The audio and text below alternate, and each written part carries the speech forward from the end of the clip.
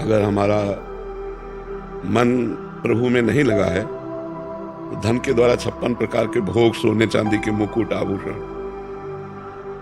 भगवान ने आदेश किया है, मय्येव मन आधत्स्वम मयि बुद्धि निवेशेत मय्येव अत ऊर्ध्वं न संशयः।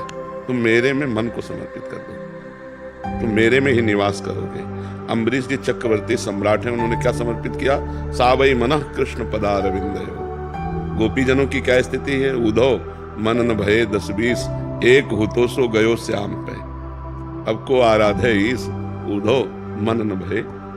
उधो मन माने की बात, दाख छुहारा छाणी अमृत फल, बिस्कीरा बिस्खात, उधो मन माने की बात। दुर्योधन ने 56 प्रकार के भोग बनाए थे और इंद्र जैसा वैभव महल में तैयारी की थी कि श्री कृष्ण संधि कराने आ रहे हैं, उनको अपने पक्ष में कर लेंगे। जब भगवान से कहा कि पधारो महल में, तो भगवान ने कहा तेरे में प्रीति नहीं है और मेरे में भूख नहीं है, दो में ही भोजन पाया जाता है। भूख ना होने पर भी प्रीति में पाया जाता है। आओ थोड़ा सा भी पा लीजिए। और भगवान ने कहा मैं आप काम, मेरे में भूख नहीं है। और वही भगवान वहीं से सीधे विदुर जी के घर जाते हैं और विदुरानी के अंदर इतनी अपार प्रीति है कि उनको शुद्ध नहीं अपने तन की। भगवान जब गए तो भगवान के ध्यान में मगन होकर स्नान कर रही थी। ये किससे दरवाजा कौन? तो श्री कृष्ण। और इतने में तो डूब गए, लड़खड़ाती हुई दरवाजा खोला, उनको होश पकड़कर भगवान अंदर ले गए।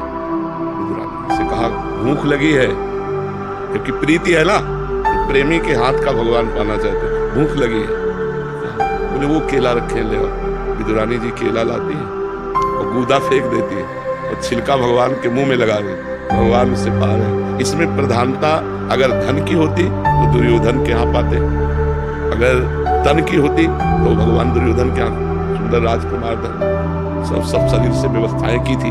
तो तन और धन दोनों होने पर भी मन न होने के कारण भगवान ने वहां स्वीकार नहीं किया।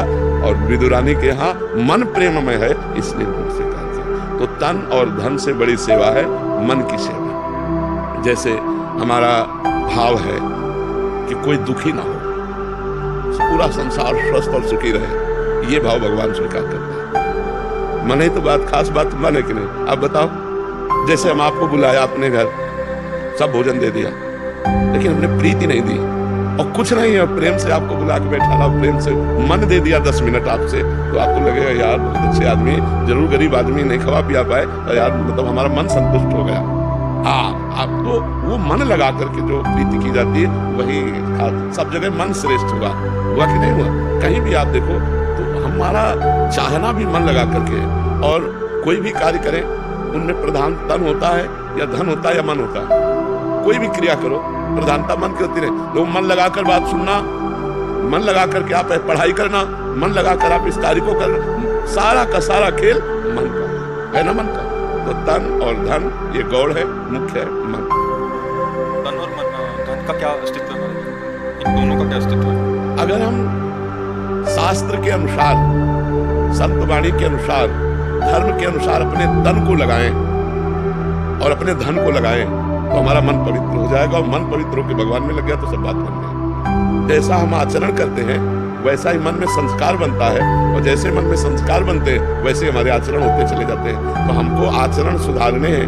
हमें शराब नहीं पीना, हमें मांस नहीं खाना, पराई बहन बेटी की तरफ गंदी दृष्टि से नहीं देखना, पराया धन नहीं लेना, ये तो सब कोई जानता है, लेकिन जानते हुए भी मानता नहीं है। बस बात इतनी है, अगर मान जाए तो सब बात बन जाए। धन का प्रयोग जो हमारे परिवार के सदस्य हैं, सबसे पहला अधिकार उनका है। जैसे आप धन कमाते हैं तो सबसे पहला अधिकार आपके परिवार में, जैसे माता पिता, पुत्री पुत्र पत्नी, इनका अधिकार। फिर दूसरा अधिकार, हम जो पुण्य करना चाहे, जैसे तीर्थ स्थान गए पुण्य दान कर, लेकिन पहला हमें व्यवस्था उनकी करनी है, सबसे पहला कर्तव्य, क्योंकि वो आश्रित जन है। और उसमें भी उनसे भी पहले अतिथि, उनसे भी पहले अतिथि। जैसे हम भोजन पाने जा रहे हैं परिवार के, इतने में दरवाजे कोई आया और वो कह रहा मैं भूखा हूं, अब रुको, पहले उसकी भोजन व्यवस्था करो। अतिथि का अधिकार परिवार से भी बढ़कर के, हमारे धन पर सबसे पहला अधिकार परिवार पर है, और परिवार से भी बढ़कर आए हुए अतिथि पर है। कोई भूखा संत, महात्मा, सन्यासी, भिक्षु कोई भी आ जाता है और कहता है मुझे भोजन, मान लो 5 लोग हैं,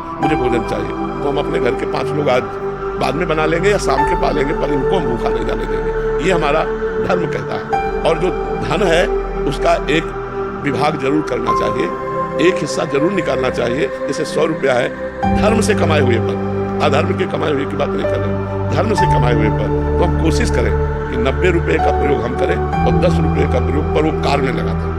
तीर्थ याटन गए, कहीं भगवान की सेवा, दान पुण्य, या किसी बीमारी की अवस्था में हम सहयोग कर दें, या जहां जैसा किसी गरीब की कन्या, या जहां जैसा लगे 10 रुपए 100 में निकाल के रख देने चाहिए। 90 प्रयोग करो, 10 100 निकाल के 10 रख दिए, और वो जब इकट्ठा हो गए, मान लो हम कह रहे महीने में हमारे 200 रुपए इकट्ठा हुए, हम 200 का चारा लेते हैं हरा और गौओं को खवा देते हैं। तो ये धर्म विधान से चले तो हमारा तन मन धन सब पवित्र हो जाए। एक भागवत करा देते हैं, सब लोग 7 दिन भगवान की कथा सुने, थोड़ा थोड़ा प्रसाद पाए हो गए। ऐसे सत्कर्म करते थे पहले धार्मिक लोग। पार्टी का मतलब है सब लोग मिल करके एक उत्साह मनाना। तो भगवान का नाम कीर्तन करो, भगवान की जय जयकार करो, सुंदर भोग लगाओ, बैठ कर पाओ, ये सात्विक पार्टी।